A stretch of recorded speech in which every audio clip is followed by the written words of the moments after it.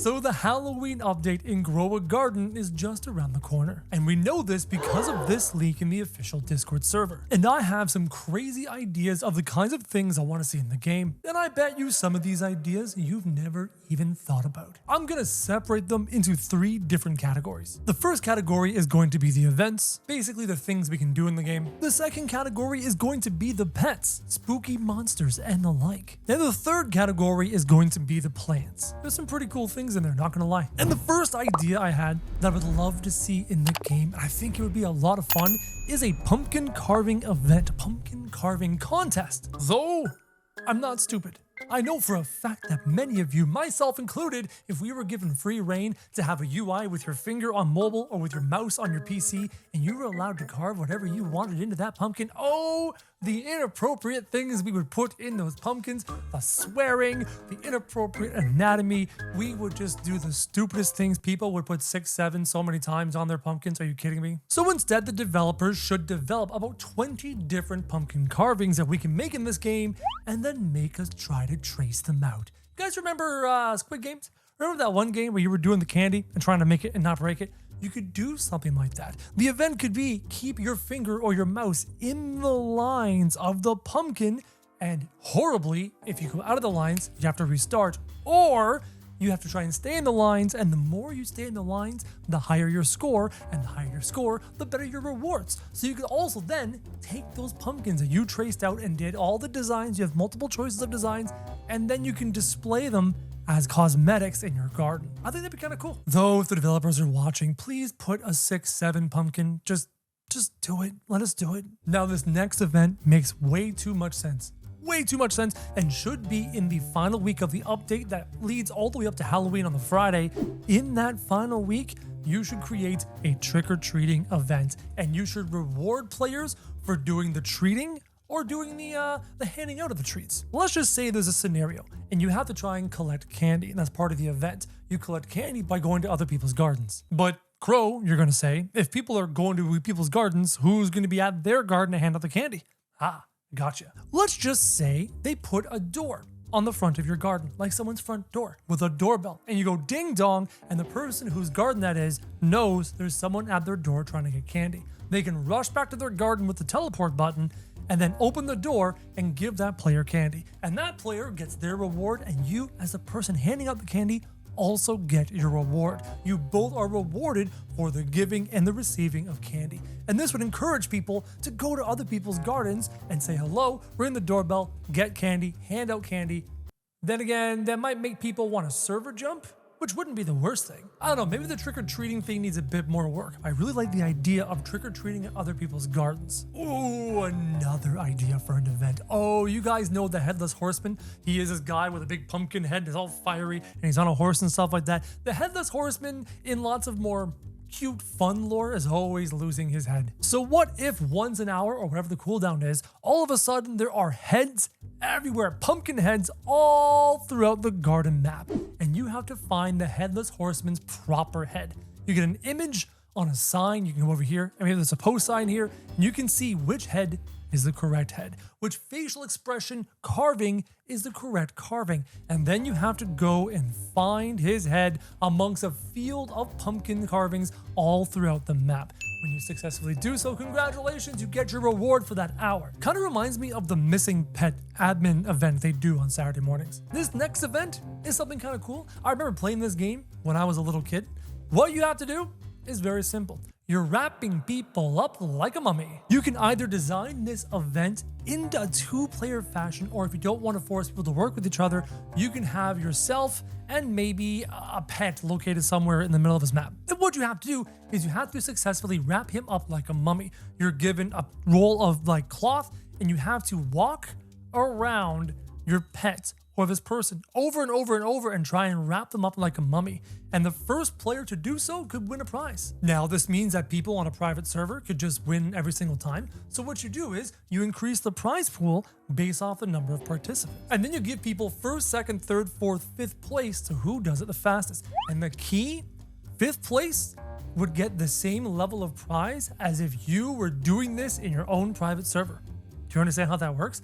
If you're in your own private server, you would get a 5th place equivalent prize. If you go into a full server, you would get between 5th and 1st place. So bare minimum, the solo server and the 5th place player are getting the same level of prize.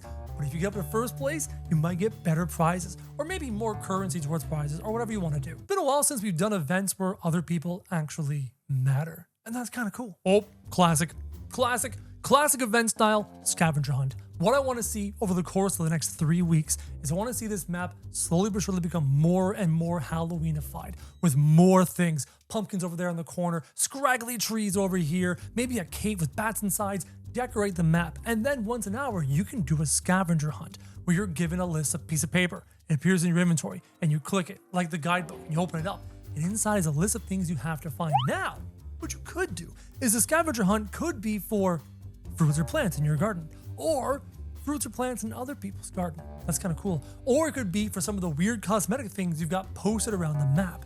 I think that'd be kind of cool too. Scavenger hunts are fun. Kids love scavenger hunts on Halloween. Oh, this idea is kind of cool. Maybe it takes a little bit of work to do. I don't know if they have the time to do it, but I think it'd be kind of fun. How about some pumpkin bowling? I have an idea. What you do is you set up a bowling alley from the event part in the middle all the way to either the gear shop over there or the seed shop over there. And at the event line, you've got your line you have to stand behind, and you have a bowling ball, which is a pumpkin in your hand. And what you have to do is try and throw the pumpkin down this lane all the way to the end to hit the bowling pins. And that sounds really easy until you realize that pets are walking back and forth, left to right, right to left, along the lane. And if you hit a pet, you have to throw the bowling ball again.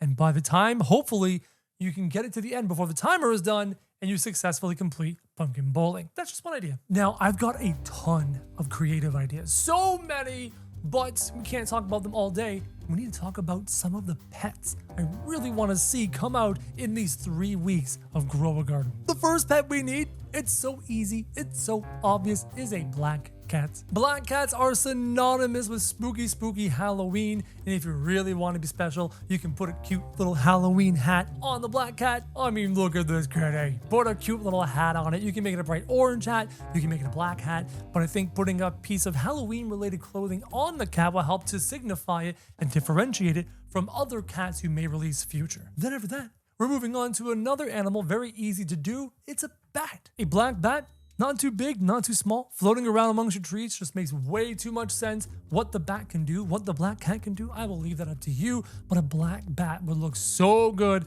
as a very common Halloween pet reward. Now we have to talk about a wolf. And I saw this cute image of like a half mummy, half wolf thing, and I thought that would be so cool, because obviously you may want to release a wolf in the future as a regular pet, so having a mummified kind of wolf thing would look great as a pet. And then you have something like a Halloween spider. Make it cute so that people don't get afraid of it. Give it a cute little hat or something like that. A Halloween spider makes a ton of sense. But now we're going to leave the realm of the real and move into the realm of the fantastical. A ghost pet makes way too much sense in Grow a Garden. Give it to us.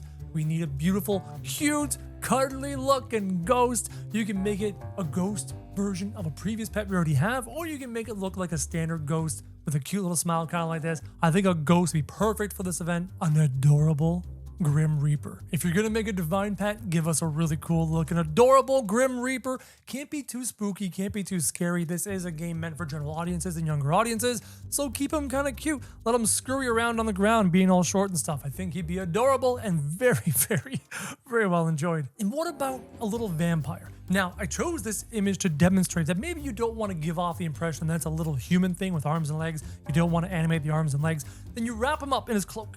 Because the vampire does, he wraps himself up in his cloak. And then maybe for his effect, he can turn into a bat and go to somebody else's garden and do something. Or go to another player and do something. Because, you know, vampires suck blood. So maybe they go to another player and do something. When they come back, they turn back into this cloaked up version where you can't see their limbs. It's kind of cool. And what about a skeleton? I found this image with a cute little witch hat, and I thought, that's so cool. How about a little skeleton?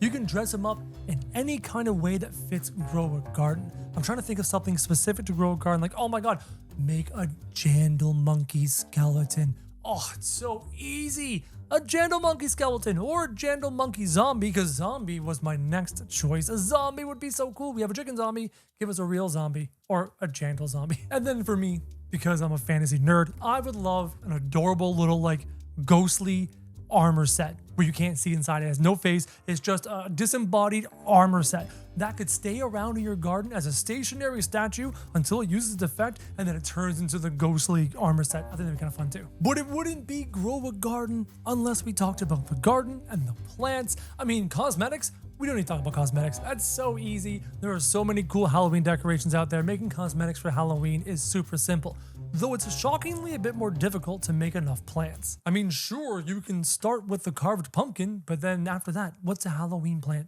I have some ideas. Obviously, this one from that really old movie, it escapes my memory right now. The Venus flytrap, it actually has actual teeth. I think that's a good Halloween plant to acquire. This one I saw, and I thought it was so cool. I saw this on the internet. It's a sunflower with a skull inside, which means it's basically a skull flower. I don't know about you, but I want some skull flowers in my garden. I think that'd be kind of cool. Now that you mention it, look at these black roses with eyeballs in them. Yo, do that too. Do that too. Those are creepy. That's cool. And obviously you can't think about Halloween without thinking about barren trees with no leaves, and they kind of scrawl and sprawl out there all creepy like. Another thing I found, and it's really creepy, is the bloodwood tree whose sap is blood red. It's crazy. Oh yeah. So that's what the bloodwood tree looks like normally, and then it bleeds red sap. Creepy. Another thing that you could basically call a plant, even though it's not quite a plant, is a gravestone. Now, how could a gravestone be a plant? It's a stone in the ground. Well, what if things grew off the gravestone? Moss, for example, or mushrooms, for example. So introducing the gravestone, you can do it as a cosmetic, but you could also kind of do it as a multi-harvest plant where moss or mushrooms continue to grow off of it. And then obviously, I would personally like to see the candy blossom re-released. Even though the tree is the wrong color, having candy blossoms would give us candy on Halloween makes a ton of sense. But if you don't want to do that, if you want to make a new candy blossom, you do candy corn blossom. You have a black and orange tree, and it makes black and orange candy corns. And just seeing this little idea, this concept of one of those creepy scraggly trees I mentioned before, but on the ends of it is candy corns, it kind of makes sense. You have a black tree with the orange candy corns, boom, Halloween colors. Do you have an idea for something you want to see in the Halloween event? Whether it's an event, a pet, or a plant, comment down below with your thoughts, guys, and hopefully the developers get some of these ideas.